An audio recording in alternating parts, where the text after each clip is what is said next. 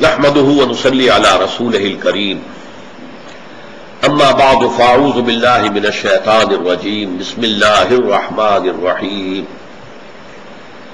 وجاهدوا في الله حق جهاده هو اجتباكم صدق الله العظيم۔ جہاد کے ضمن میں جو گفتگویں ہو چکی ہیں، جن موضوعات پر انہیں ذہن میں تازہ کر لے۔ جہاد، اس کے بارے میں مغالطے کیا ہیں؟ مغالطے سب سے پہلے ہم نے خود پیدا کیے کہ جہاد کے معنی جنگ، اور جنگ ہمیشہ نہیں ہے، لہذا یہ فرض کفایہ ہے، فرض عین نہیں ہے۔ نمبر 3، مسلمان جب جنگ کرے وہ جہاد فی سبیل اللہ ہے۔ یہ ان مغالطوں سے پھر ظاہر بات ہے کہ دشمن نے تو اس میں نمک مرچ لگانی ہے، کھینچ تان کر کے اس کے اندر اور مکروہ قسم کی تصویر اس کی آج دنیا کے سامنے پیش کی جا رہی ہے۔ پھر ہم نے لفظ جہاد کا معنی کیا ہے، لغوی معنی کیا ہے۔ جہد سے جہاد بنا۔ جہد ہے کوشش، to strive for something. جہاد ہے کشاکش، to struggle against something. اسی طریقے سے قتل ہے اور قتال ہے۔ قتل یک طرفہ عمل ہے اور قتال دو طرفہ عمل ہے۔ نمبر 3 پہ ہم آئے کہ جہاد کے لیولز ہیں۔ سب سے پہلا لیول کیا ہے؟ جہاد زندگانی، اسٹرگل فار ایگزسٹنس۔ تمام ذی حیات جتنی بھی مخلوقات ہیں زمین کے اوپر، وہ مسلسل اسٹرگل فار ایگزسٹنس کے اندر لگے ہوئے ہیں۔ مسلمان بھی اگر یہ کرتا ہے جائز ذرائع سے تو یہ عبادت کے درجے میں ہے اور بڑا اونچا اس کا مرتبہ اور مقام ہے۔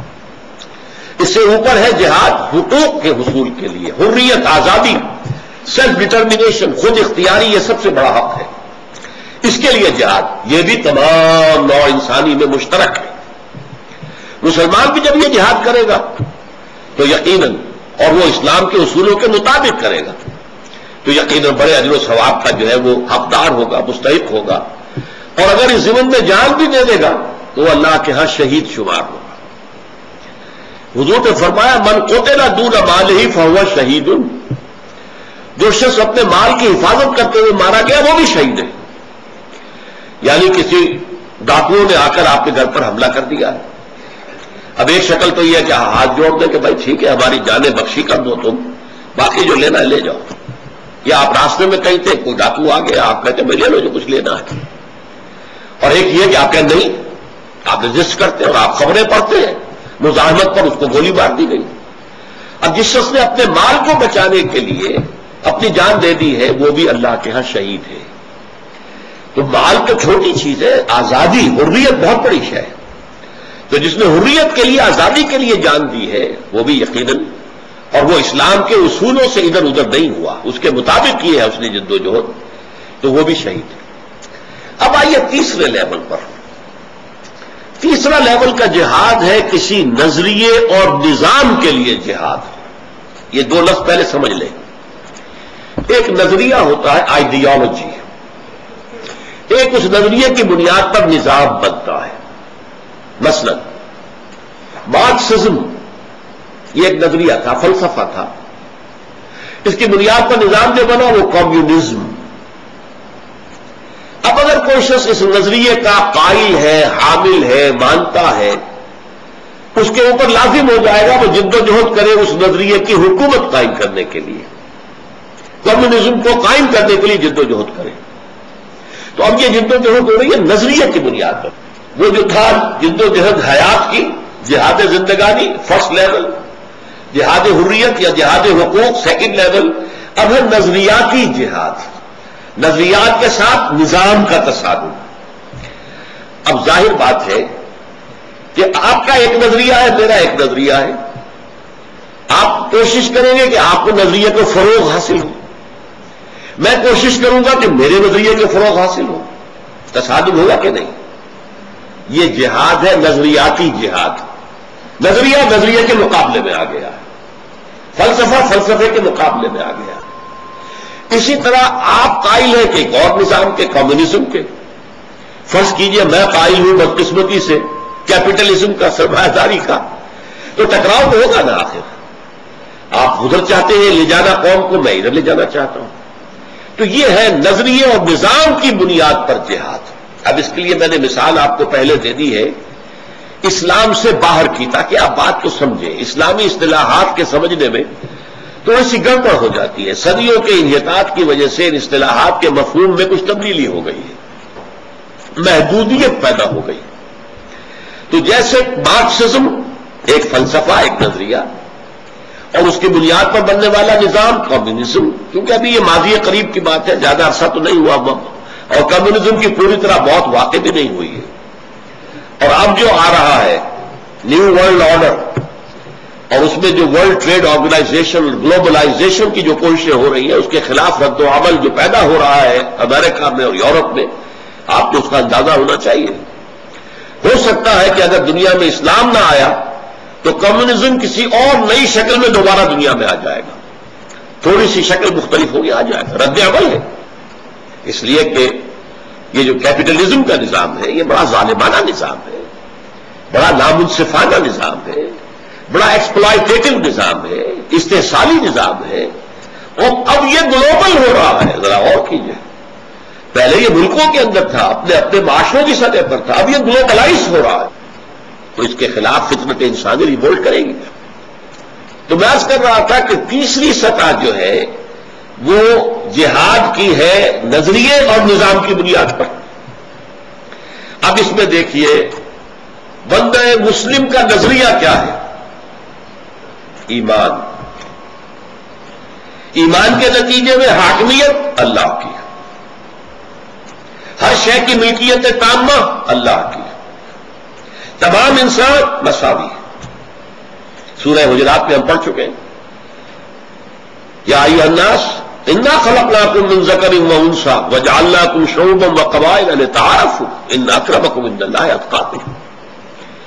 اس نظریے کو قبول کرنا، اختیار کرنا، اس پر خود عمل پیرا ہو جانا، پھر اسے دنیا میں عام کرنا، پھیلانا، اس کی تبلیغ و تشہیر کرنا، پھر جو لوگ اس کو قبول کریں انہیں منظم کرنا، منظم کر کے طاقت بنانا، اور طاقت بنا کر اسے نظام سے ٹکرا دینا، تاکہ جو بھی مشرکانہ یا ملحدانہ نظام قائم ہے اس کو ختم کر کے اس کی جگہ اسلامی نظام کو قائم کیا جائے۔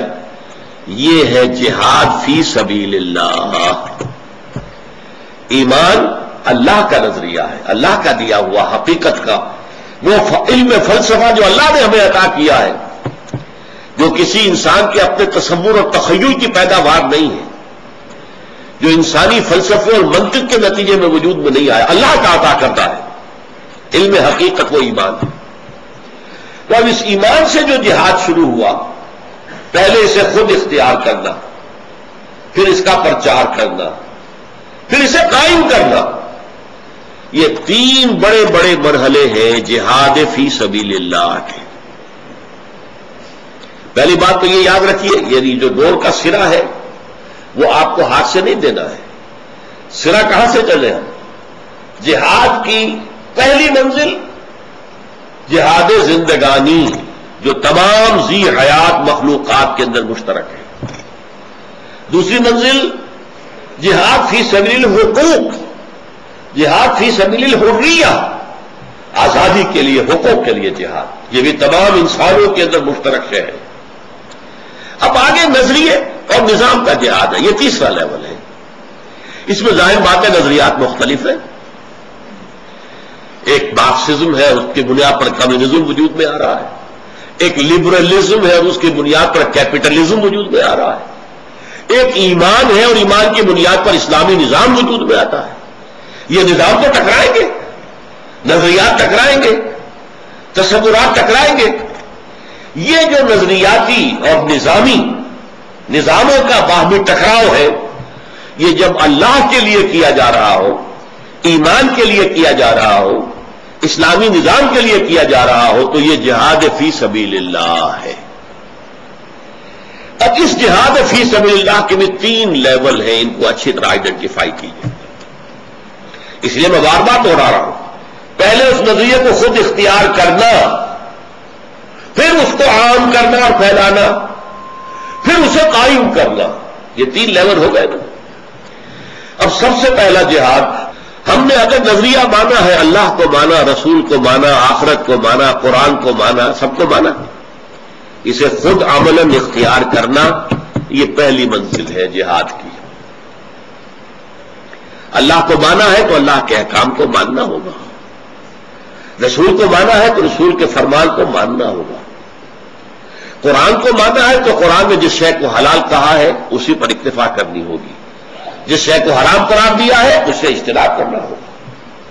اگر یہ ہم نہیں کرتے تو ہم جہاد کی، اس جہاد کی، جہاد ایمانی، جہاد اسلامی یا جہاد فی سبیل اللہ کی پہلی منزل میں گویا کہ ناکام ہو گئے۔ تو یہ جہاد کی جو پہلی منزل ہے، خود اس اسلام ایمان کے نظریے کو اختیار کرنا۔ اب اس کے بھی 3 منزلیں ہیں، یہ آج نوٹ کر لیجئے، یہ 3 × 3 9 منزلیں مجھے جہاد فی سبیل اللہ کی بیان کرنی ہیں۔ یہ 3 تو موٹے موٹے ہیں، ہر ایک میں پھر 3 ہیں، تو 3 × 3 9 بن جائیں گے۔ میں گنتی اس لیے آپ کو کروا رہا ہوں تاکہ آپ اس کے حوالے سے ان چیزوں کو یاد کر سکیں۔ دیکھیے، خود اسلام پر کاربند ہونے میں سب سے پہلی رکاوٹ ہمارا نفس۔ نفس ایک شے کی خواہش کرتا ہے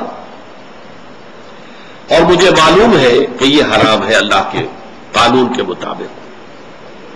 نفس اندر سے زور لگا رہا ہے، اوپر سے میری انا یا میری خودی جو ہے، میرا علم ہے، میرا ایمان ہے، وہ اسے روک رہا ہے۔ ایمان مجھے روکے ہیں تو کھینچے ہیں مجھے کفر، کعبہ میرے آگے ہے، کلیسا میرے پیچھے، یہ کشاکش ہے کہ نہیں ہے؟ نفس جو ہے وہ اپنی اِن یا لبیڈو جسے فائد نے کہا ہے، وہ تو اس کی تسکین چاہتا ہے، اسے اس سے غرض نہیں ہے کہ حلال ذریعہ ہے یا حرام ذریعہ، اور ایمان کہتا ہے نہیں، یہ حلال ہے یہ حرام ہے، اس سے آگے تم نہیں جا سکتے، جاؤ گے تو گویا کہ پھر تم نے ایمان کے منافی ایک کام کیا، پھر ایمان کی نفی ہو گئی۔ لہذا سب سے پہلا جہاد نفس کے خلاف جہاد ہے۔ جہاد فی سبیل اللہ کی پہلی منزل نفس کے خلاف جہاد۔ اسی لیے حضور نے فرمایا المجاہد من جاہد نفسہ، اصل مجاہد تو وہ ہے جو اپنے نفس کے خلاف جہاد کر سکے۔ نفس تو تمہارا تم پر حاوی ہے، تم سے جو چاہتا کروا لیتا ہے، حرام کام بھی کروا لیتا ہے، اور تم چلے ہو جہاد فی سبیل اللہ کرنے کے لیے میدان میں، تو تم سے بڑا بے وقوف کوئی ہوگا؟ پہلے اپنے نفس کو زیر کرو۔ حضور سے پوچھا گیا ای الجہاد افضل یا رسول اللہ، اے اللہ کے رسول سب سے افضل جہاد کون سا ہے؟ فرمایا ان تجاہد نفسک فی طاعت اللہ، کہ اپنے نفس کے خلاف جہاد کرو، اسے اللہ کا مطیع بناؤ۔ یہ جہاد جس کو ہماری نگاہوں سے اوجل ہے، اس لیے کہ مولانا روم کا ایک بڑا پیارا شعر ہے، نفس ما ہم کم کرو فرعون نیست لیکن اورا اون ایرا اون نیست۔ میرا نفس بھی فرعون سے کم نہیں ہے۔ فرعون نے کہا تھا یہ ملک مصر جو ہے اس کی حکومت میرے ہاتھ میں، میں جو چاہوں کروں۔ الیس لی ملک مصر وہذہ الانہار تجری من تحتی، میرا نفس بھی کہتا ہے یہ وجود میرا ہے، میری مرضی چلے گی، میں نہیں جانتا کیا حلال ہے کیا حرام ہے، میری خواہش پوری ہونی چاہیے۔ یہ سب سے بڑا جہاد اپنے نفس کے خلاف، المجاہد من جاہد نفسہ۔ اور دیکھیے نوٹ کر لیجئے اس کو، ویسے تو 3 منزلہ عمارت یا 9 منزلہ عمارت میں سب سے اونچی چوٹی کون سی ہوگی؟ 9ویں، لیکن سب سے اہم کون سی ہوگی؟ پہلی۔ کیوں؟ پہلی ہوگی تو دوسری بنے گی نا، دوسری ہوگی تو تیسری بنے گی، پھر یہ کہ اوپر جتنی تعمیر ہو رہی ہے اس کا سارا بوجھ تو پہلی منزل پر آ رہا ہے نا۔ لہذا اہم ترین منزل پہلی ہے، بلند ترین منزل 9ویں ہے، تو اہم ترین اور بلند ترین کے بھی فرق کو ذہن میں رکھیے۔ تو افضل الجہاد کیا ہے؟ ای الجہاد افضل، افضل ترین جہاد کون سا ہے؟ فرمایا ان تجاہد نفسک فی طاعت اللہ، اپنے نفس کے خلاف جہاد کرو اور اس سے اللہ کا مطیع بنو۔ اچھا، اس کے ساتھ 2 اور ہیں اسی لیول پر، میں نے کہا تھا نا ہر لیول پر 3 ہیں۔ تو پہلا لیول جو ہے خود اللہ کا بندہ بننا، مطیع بننا، مطیع احکام بن جانا، پہلے تو آپ کو اپنے نفس کے خلاف اگ اور لبیڈو، نفس امارہ، ان النفس لامارۃ بالسوء، اس کے خلاف جہاد کرنا پڑے گا۔ نمبر 2، اس نفس کو اس کے اندر پھونکے مارنے والا ایک شیطان ہے، ابلیس اور اس کے کارندے، اس کو مشتعل کرتے ہیں۔ اس کے اندر پھونک مار کر، جیسے کہ آگ اگر دبی ہوئی ہے اس کے اوپر راکھ آ گئی ہے تو آپ پھونک مارتے ہیں اس میں تو وہ آگ بھڑک اٹھتی ہے دوبارہ۔ تو یہ پھونکے مارنے والا وسواس الخناس، یہ شیطان لعین اور اس کے جو اور جنات میں سے اس کے پیروکار ہیں، اس کے لشکری ہیں، جو ہمارے نفس کے اندر ہیجان پیدا کرتے ہیں، اس کے اندر ایک جوش پیدا کرتے ہیں تاکہ وہ نفس امارہ جو ہے وہ قوی ہو جائے۔ تو دوسری جنگ آپ کو اس شیطان کے خلاف کرنی ہوگی۔ قرآن مجید میں کہا گیا ان الشیطان کان لکم عدوا فاتخذوہ عدوا، یہ شیطان تمہارا دشمن ہے، اسے اپنا دشمن سمجھو، یہ تمہارے نفس میں پھونکے مارتا ہے۔ قل اعوذ برب الناس ملک الناس الہ الناس من شر الوسواس الخناس الذی یوسوس فی صدور الناس من الجنۃ والناس۔ اور حدیث میں آیا ہے ان الشیطان یجری من الانسان مجری الدم، شیطان انسان کے وجود میں اس طرح سرایت کرتا ہے، گردش کرتا ہے جیسے خون گردش کرتا ہے۔ لہذا اس کے خلاف جدوجہد، اس کے خلاف جہاد، یہ دوسرا جہاد ہوگا، پہلے لیول کا دوسرا۔ اسی پہلے لیول کا تیسرا جہاد اور بھی ہے۔ ظاہر بات ہے کہ آپ ایک معاشرے میں رہتے ہیں، بندھن ہے، معاشرتی بندھن ہیں، رشتہ داریاں ہیں، بہن بھائی ہیں، کنبہ ہے، پھر اپنے کزنز ہیں، اپنے خاندان ہے، اپنی برادری ہے، انسانی معاشرہ ہے۔ یہ معاشرہ اگر غلط راستے پر چل رہا ہو تو اس کا ایک سوشل پریشر ڈیولپ ہو جاتا ہے جو ہر انسان کو اسی غلط رخ پر دھکیلتا ہے۔ اگر یہ معاشرہ صحیح رخ پر ہوگا تو وہ سوشل پریشر بھی آپ کو صحیح رخ کی طرف لے کر جائے گا، لیکن اگر معاشرہ بحیثیت مجموعی غلط ہو چکا ہے، بدعات ہے، رسومات ہے، ایک دوڑ لگی ہوئی ہے دولت کی، اس میں حلال حرام کی پرواہ نہیں ہے، کوئی فکر ہی نہیں ہے، سوچ ہی نہیں ہے، یہ ساری اگر چیزیں معاشرے کے اوپر چھائی ہوئی ہیں تو آپ اس معاشرے کا ایک فرد ہے، آپ متاثر ہوتے ہیں۔ لہذا اس معاشرتی دباؤ کے خلاف جہاد کرنا بھی لازم ہوگا اگر آپ اللہ کے بندے بن کر رہنا چاہتے ہیں۔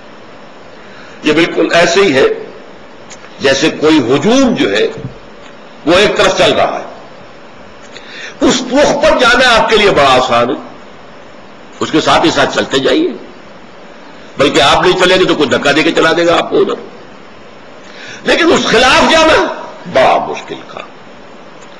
اگر آپ ہجوم ادھر جا رہا ہے، آپ ادھر آنا چاہتے تو آپ کو معلوم ہے پھر کیا ہوتا ہے۔ حج کے موقع پر جو رمی میں جو اموات واقع ہو جاتی ہے وہ اسی سے ہوتی ہے کہ انہوں نے راستے مقرر کر دیے، یہ جانے کا ہے اور یہ آنے کا ہے، کچھ لوگ غلطی سے وہ جو جانے والا راستہ اسی پر واپس آنا شروع کر دیتے ہیں۔ اب وہ ہجوم کا ریلا آ رہا ہے اور آپ ادھر جانا چاہ رہے ہیں تو ظاہر بات ہے کوئی ٹکرا کے آپ کو گرائے گا اور آپ گر جائیں گے تو لوگ آپ کے اوپر سے گزر جائیں گے، اسٹیمپیڈ ہو جائے گا، آپ بڑھ جائیں گے، ختم ہو جائیں گے۔ تو ہجوم کے خلاف چلنا بہت مشکل کام ہے، بہت مشکل کام۔ ہو سکتا ہے آپ بہت کوشش کر کے 2 قدم آگے بڑھے، پھر کوئی ریلا ایسا ہے کہ 10 قدم آپ کو پیچھے دھکیل لے گا۔ لہذا سوشل پریشرز کے خلاف جہاد، یہ اگر آپ نے کرنے کی ہمت نہیں ہے، اگر انسان جو ہے سہل انگار قسم کا انسان ہے، عافیت کوش انسان ہے، تو راستہ کیا ہوتا ہے دنیا میں؟ چلو تم ادھر کو ہوا ہو جدھر کی، جدھر چل رہا ہے مانا تم بھی چلو۔ یہ ہے لیسٹ ریزسٹنس والا، اس میں آپ کو کوئی مخالفت پیش نہیں آئے گی، کوئی تصادم نہیں ہوگا، چلو تم ادھر کو ہوا ہو جدھر کی۔ اور ایک شکل یہ کہ نہیں، ہم تو اپنے طے کردہ راستے پر چلیں گے، ہم اس راستے پر چلنے کو تیار نہیں، اس میں معاشرہ جا رہا ہے۔ ہم نے خود اپنے فہم سے، اپنی سوچ سے، اپنی سمجھ سے، اپنے ضمیر کی آواز کے تحت، اپنے ایمان کا تقاضا سمجھ کر ایک رخ اختیار کیا، ہم تو اس رخ پر چلیں گے۔ تو یہ جہاد آپ کو کرنا پڑے گا اگینسٹ سوشل پریشرز، تب کہیں جا کر آپ اللہ کے بندے بن سکیں گے اور ایمان کو خود اپنی زندگی میں اختیار کر سکیں گے۔ بات واضح ہو گئی؟ یہ پہلا مرحلہ جہاد فی سبیل اللہ کا کیا ہے کہ ایمان کے تقاضے خود اپنے وجود میں پورے کیے جائیں، خود اللہ کا بندہ بنا جائے، حلال پر اکتفا ہو، حرام سے اجتناب کیا جائے، اس کے لیے 3 جہاد کرنے پڑیں گے۔ ایک جہاد نفس کے خلاف، دوسرا جہاد شیطان اور اس کے لشکر کے خلاف، اور تیسرا جہاد معاشرہ، بگڑا ہوا معاشرہ جو ہے وہ، جیسا کہ دنیا میں 2 اصول گئے ہیں، زمانہ باتوں میں سازت تو با زمانہ میں ساز۔ زمانہ تمہارے ساتھ سازگاری نہیں کر رہا، تم زمانے کے ساتھ سازگاری اختیار کر لو، فرکشن تو ختم ہو جائے گی، تصادم نہیں ہوگا۔ اور ایک یہ ہوتا کہ زمانہ باتوں میں سازت تو با زمانہ ستیس، زمانہ تمہارے ساتھ ہم آہنگی اختیار نہیں کر رہا ہے، سازگاری اختیار نہیں کر، تم زمانے سے لڑو، جنگ کرو۔ یہ جنگ ہے تیسری جنگ جو پہلے لیول پر آپ کو کرنی پڑی، نفس کے خلاف جہاد، شیطان لعین اور اس کے لشکر کے خلاف جہاد، اور بگڑے ہوئے معاشرے کے سوشل پریشرز کے خلاف جہاد۔ اب اگلی دوسری منزل آئی۔ دوسری منزل کیا ہے؟ اس نظریے کو عام کرو، اسے پھیلاؤ، اس کی دعوت، اس کی تبلیغ، اس کی نشر و اشاعت، اس کو لوگوں تک پہنچانا، ابلاغ اور تبلیغ، یہ دوسرا مرحلہ۔ اس لیے کہ اس نظریے کو آپ پھیلائیں گے نہیں، کثیر تعداد میں لوگ اس کو قبول نہیں کریں گے، اور وہ اپنے ذرائع اور اپنی قوتوں کو پول نہیں کریں گے، جمع نہیں کریں گے، تو نظام تو وجود میں نہیں آ سکتا۔ پھر اس کے لیے طاقت درکار ہے، اس کے لیے لوگ درکار ہیں، اس کے لیے تن من دھن نثار کر دینے والے لوگ چاہیے، تب ہوگا نا۔ تو یہ دعوت و تبلیغ جسے ہم کہتے ہیں، یہ اس جہاد کی دوسری منزل ہے۔ اچھا، اس کے بھی 3 لیول ہیں، عجیب ہے، حسن اتفاق ہے، کیونکہ معاشرے میں آپ کو 3 قسم کے لوگ ملیں گے۔ ایک بڑی ہی کم تعداد میں ہوتی ہے جسے ہم کہتے ہیں مائنیوٹ مائنورٹی انٹلیکچوئلس، جو عقل سے سوچ کر قدم اٹھاتے ہیں، جذبات کی رو میں نہیں بہتے، انٹلیکچوئلس۔ ظاہر بات ہے انٹلیکچوئل جو ہے وہ واعظ اور نصیحت اس سے اثر نہیں لیتا، اسے دلیل چاہیے۔ قل ہاتوا برہانکم ان کنتم صادقین، جیسے کہ قرآن مجید کہتا ہے مشرکین سے یا مخالفین سے، یہ کافروں سے، قل ہاتوا برہانکم ان کنتم صادقین، اگر تم سچے تو لاؤ برہان، اپنی دلیل لاؤ۔ تو آخر نوع انسانی کو بھی تو حق ہے نا کہ وہ آپ سے دلیل مانگے۔ آپ چاہتے ہیں کہ میں اللہ کو مانوں، رسول کو مانوں، قرآن کو مانوں، آخرت کو مانوں، کوئی دلیل کیا ہے؟ لہذا ہائیسٹ لیول کی تبلیغ اور دعوت جو ہے وہ انٹلیکچوئلز کے لیے ہوگی، لیکن وہ خود بڑی محکم دلائل کے اوپر قائم ہوگی۔ قرآن مجید میں سورہ نحل کے آخر میں ایک آیت آئی ہے، ادعو الی سبیل ربک بالحکمۃ والموعظۃ الحسنۃ وجادلھم باللتی احسن، بلاؤ اپنے رب کے راستے کی طرف، نمبر 1 حکمت کے ساتھ، نمبر 2 اچھے واعظ کے ذریعے سے، اور نمبر 3 مجادلہ ہو تو وہ بھی بڑے حسین انداز میں۔ یہ 3 لیولز جو میں نے آپ کو گنوائے ہیں، یہ اس آیت سے ان کا استنباط ہے کہ معاشرے میں ایک طبقہ وہ ہے جو حکمت سے بات سمجھے گا، صرف واعظ سے نہیں، جذبات سے نہیں۔ آپ کو بات اپنی ثابت کرنی پڑے گی، دلیل دینی پڑے گی، بات منمانی ہے تو مان لائیے، ہاتھوں برہانکم۔ فلسفیانہ سطح پر، حکمت کی سطح پر جو مختلف فلسفے انہیں رد کرنا ہوگا، ان کی تردید کرنی ہوگی دلیل کے ساتھ۔ جیسے ایک زمانے میں جب یورپ کا فلسفہ اور خاص طور پر یونانی فلسفے کا حملہ ہوا عالم اسلام پر، تو امام غزالی کھڑے ہوئے، تحافت الفلاسفہ ایک کتاب لکھی عظیم، ان تمام فلسفوں کی نفی کر دی گئی دلیل کے ساتھ، دلیل کے ساتھ۔ فلسفے کی دلیل فلسفے سے ہوگی، فلسفے کی دلیل واعظ سے نہیں ہو سکتی۔ جیسے کہ کہاوت ہے لوہے کو لوہا کاٹتا ہے، عربی میں بھی ہے یہ، ان الحدید بالحدید یفلح، لوہے کو تو لوہا ہی کاٹ سکتا ہے۔ لہذا فلسفے کے مقابلے میں فلسفے کی سطح پر بات کرنی ہوگی، فلسفے کو رد کرنے کے لیے فلسفے کی سطح پر دلیلیں لانی ہوگی۔ یہ ہے بلند ترین مقام دعوت و تبلیغ کا۔ اسی طریقے سے ارسطو کی منطق کا جو بڑا شہرہ ہو گیا تھا اور پورے عالم اسلام میں گویا کہ وہ اس طریقے سے کہ معلوم ہوتا ہے کہ سب سے اعلیٰ شے ہی منطق ہے ارسطو کی، ایرسٹوٹلین لاجک، ارسطو کی منطق۔ لیکن پھر اس کا جواب لکھا ہے امام ابن تیمیہ نے، الرد علی المنطقیین، منطق کے جو علمبردار ہیں ان کی تردید، ان کی نفی، لیکن یہ کہ وہ نفی انہیں منطق ہی کے ذریعے سے کرنی پڑی، اس لیے کہ ظاہر بات ہے پھر وہی کہاوت، لوہے کو لوہا کاٹتا، ان الحدید بالحدید یفلح، انہی کی منطق سے ان کی منطق کی نفی کر دی گئی۔ یہ کام ہے ہائیسٹ لیول کی دعوت و تبلیغ کا جو ہر شخص نہیں کر سکتا، اس کے لیے اسپیشلائزڈ لوگ درکار ہیں، پوری زندگیاں انہوں نے کھپائی ہوں، جو مروجہ فلسفے ہیں، نظریات ہیں، ان کا گہرا تنقیدی مطالعہ کیا ہو، کریٹیکل سٹڈی، صرف سٹڈی نہیں، کریٹیکل سٹڈی، تنقیدی مطالعہ، آدمی پڑھتا جائے اور سمجھتا جائے یہاں یہ ٹھیک ہے، یہ غلط ہے، یہ ٹھیک ہے، یہ غلط ہے، یہ غلط ہے تو یوں غلط ہے اس لیے غلط ہے، اس طرح کی سٹڈی، اسے کہتے ہیں کریٹیکل سٹڈی۔ جو لوگ اپنے آپ کو ہمتاً اس کام کے لیے وقف کر دیں گے، اور جو لوگ اسی کے لیے اپنی پوری زندگیاں لگائیں گے کہ ایک طرف مروجہ نظریات کو ان کی گہرائی میں اتر کر سمجھیں اور تنقیدی اعتبار سے ان کا مطالعہ کریں، اور دوسری طرف قرآن اور حدیث، ہماری جو دو آنکھیں ہیں، قرآن اور حدیث، قرآن اور سنت، اس میں گہرائی کے ساتھ اتریں، تو ان لوگوں کا کام ہے کہ امام ابن تیمیہ اور امام غزالی نے ایک زمانے میں جو کام کیا تھا وہ اس دور میں وہ کام کر سکیں۔ ظاہر بات ہے اس میں وقت لگتا ہے، صلاحیت لگتی ہے، قوت لگتی ہے، زندگی لگتی ہے۔ ایک ذہین آدمی اپنے اچھے کیریئر چھوڑ کر اس کام میں آئے گا تبھی تو ہوگا نا۔ اگر وہ دیکھے ڈاکٹری جو ہے بڑا اچھا فنکشن ہے، لگے رہو اس کے اندر، کمائی ہے، بہت اچھی کمائی ہے، تو یہ کام تو پھر نہیں ہو سکتا۔ انجینئرنگ کا فن ہے، اب لگے ہوئے ہیں اور اس کے اندر ہم نے کمال حاصل کیا ہے تو اچھا ہے، آپ کو اچھی تنخواہیں ملیں گی، ایک سے ایک بڑھ کر اچھی آفرز ہو جائیں گی، لیکن یہ کام نہیں ہو سکتا۔ یہ کام وہی کریں گے جو ذہین بھی ہو، عام آدمیوں کے کرنے کا یہ کام نہیں ہے۔